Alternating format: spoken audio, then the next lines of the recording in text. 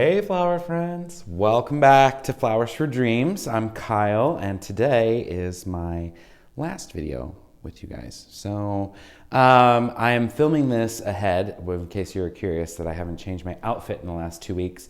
That's not true. I've just been filming a lot of videos all at once so that you guys have a really great fall. So it's fall, y'all, and I wanted to really celebrate that with this really fun palette. So today we're working with a lot of things that are indicative of our fall arrangements as well as fall plantings. So we're going to walk through this. Now, one of the foliages we use all fall long is called Nandina. Now, Nandina is something that grows on the west coast of the United States, and it's also something that has a gorgeous coloration to it in the fall. Now, this is still a little bit on the early side, so this is just beginning to turn, but by the time you guys get it, you should be seeing really punchy orange colors, some really nice reds in the tips of the Nandina. So that'll be really exciting for you. And then next up, I have a little bit of smoke bush. So we've worked with smoke bush before in the last couple of weeks. It's just a lovely burgundy foliage that is very plentiful around this time of year as well. So we're going to add that in for a little texture and color. Now, there's a lot of elements that are going into this. It's a cornucopia of all the things I love of fall. So we have these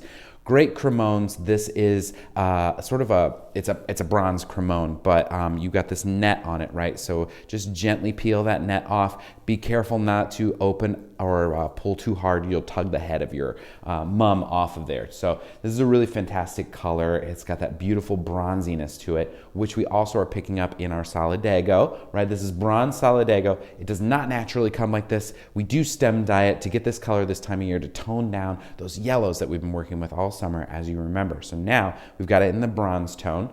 Then I've got this purple kale, right? So kale is one of those things that you see in all the planters. It's by all your pumpkins. It's out at all the apple orchards. Now, kale is also something that you can reflex. So what you want to do with kale is to open up the face of it. You just want to bend the leaves back a little bit. Just go ahead and pet them back or turn them back one at a time, and you'll see it just sort of open up to a nice petally shape. It should look like a rosette by the time you're done with that. So just take your thumb and your two fingers, place the thumb on the back of the leaf, press your two fingers over the thumb just to fold that leaf back, and you've got a reflex leaf, okay? So if it holds its shape, which it should, you'll have a nice, better rosette to take up a little bit more real estate in your gorgeous arrangement. One of the really fun things this time of year, you guys, is pumpkin on a stick. I know, it's crazy. They're tiny pumpkins. They're not actually pumpkins, okay? Spoiler alert, this is an eggplant. But it looks exactly like a pumpkin and it's on a stick. So for simplicity's sake, we market it as pumpkin on a stick. It's an eggplant, but it looks just like one. Love it. Adds the perfect texture for pumpkin latte season or pumpkin spice latte season. So we have this beautiful pumpkin on a stick.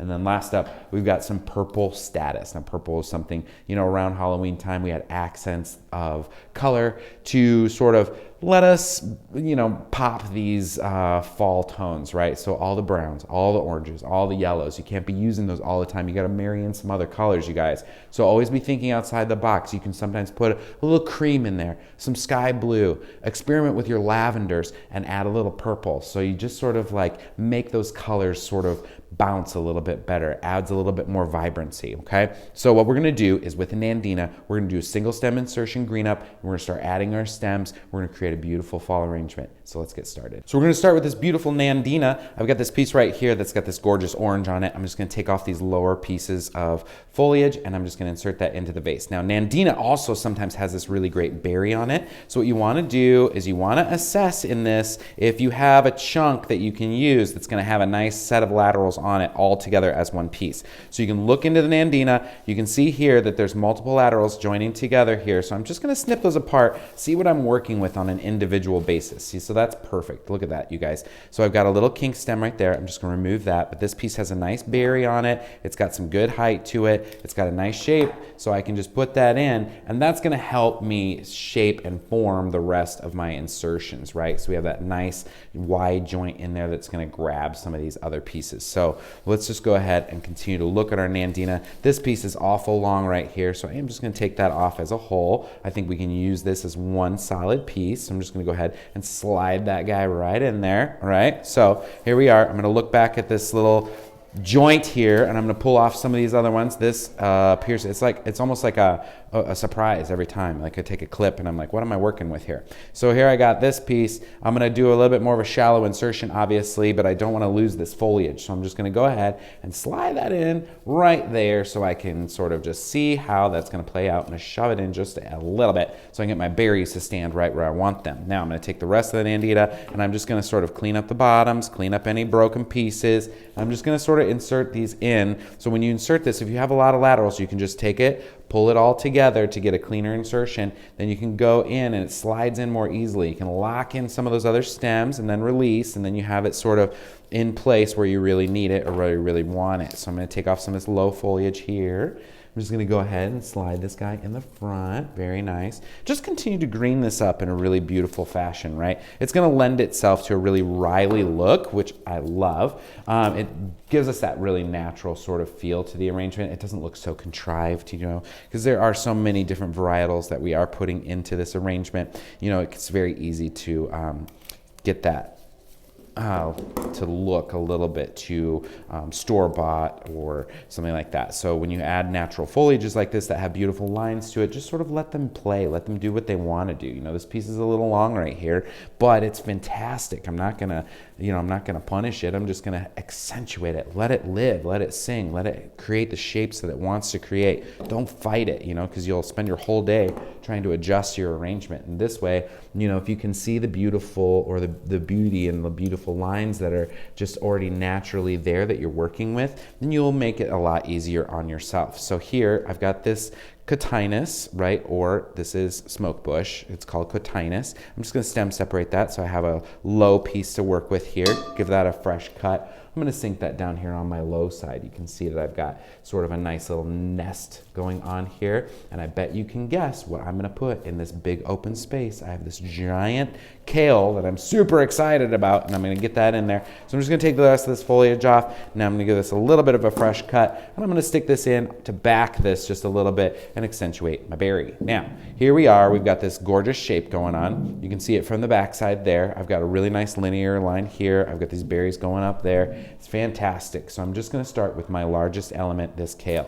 Now the kale is going to take up a huge piece of real estate, so we are going to sink it right into the front and center of my arrangement, right? So I want that face facing out. There we go. And you can see I have a really great start there. It really balances it out. This leafiness is really letting us have some romantic Dutch-inspired lines. So if you're looking at paintings in the Art Institute or something like that, a lot of them are of beautiful flower arrangements, and a lot of them have these really natural lines to them. So let's go in with our cremones next. I'm just going to go ahead and take off these foliages here. So again, we're just stripping, pulling off those leaves with our thumb and our forefinger. Just go ahead and run it right down there. Okay, and then we have this nice clean stem to work with. So I'm just going to go ahead and do it to all three of these. I'm not going to press too hard against the top of the stem because you could kink it. You could pop the head off if you hold it too close to the top of the head. So hold it about 2 or 3 inches below that head. So if you slip and you pop your hand up, you're not pushing or popping that head of your cremone off.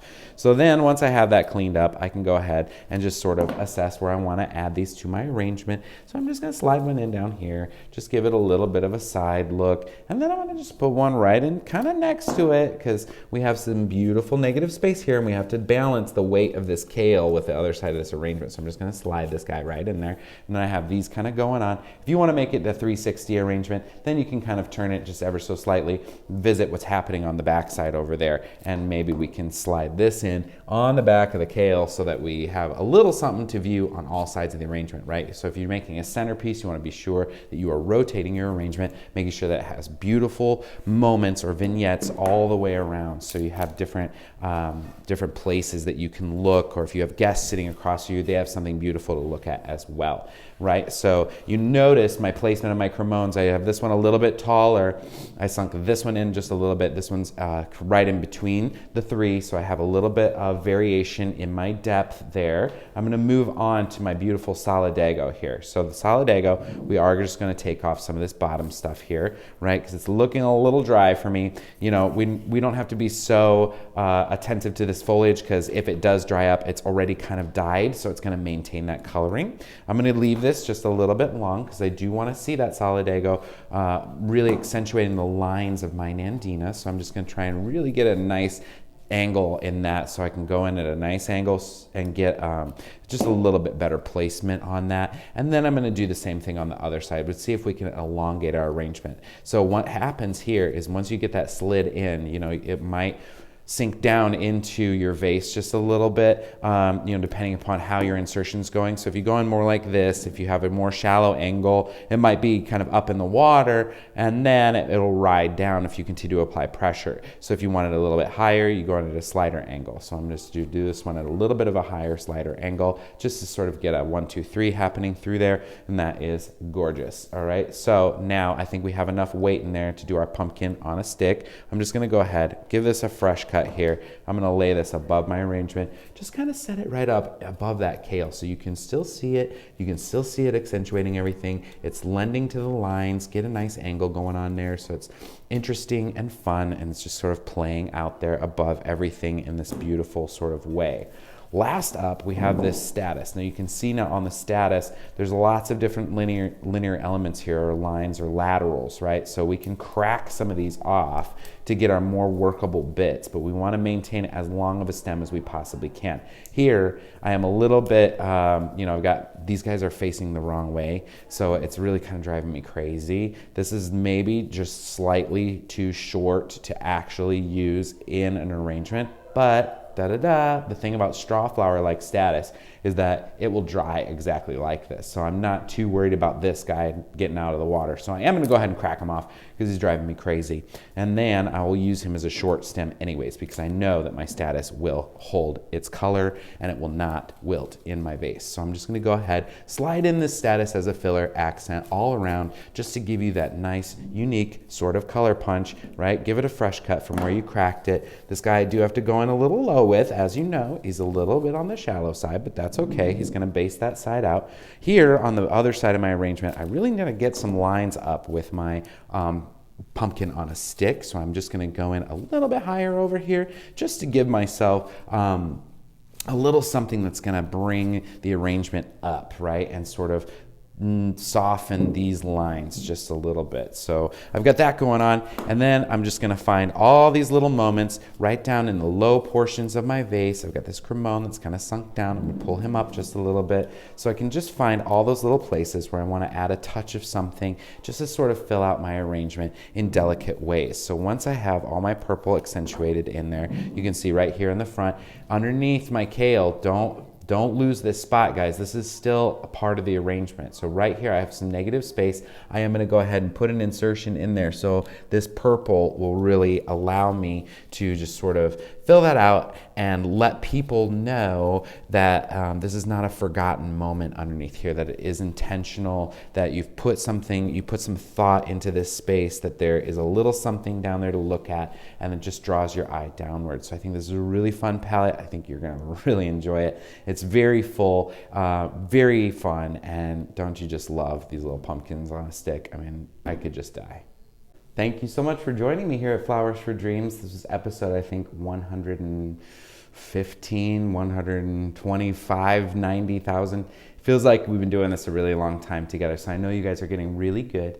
Moving forward, you're gonna see a familiar face on camera. Carrie's gonna be taking over these videos and tutorials. She runs all of our experiential things in here, and she also filmed a few of them while I was on vacation in Copenhagen. So enjoy this fall arrangement. Enjoy all the arrangements, all the gifts that I've given you over the years. I know that it's gonna be really fun for you guys to keep moving forward and keep envisioning these things, keep designing, keep seeing the inspiration in all your work that you do.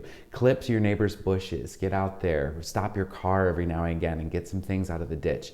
Play with them, enjoy your life, and have a great time designing. There won't be a next time, but I will see you guys around. Have a great one, and I look forward to seeing some of your work out there in the world.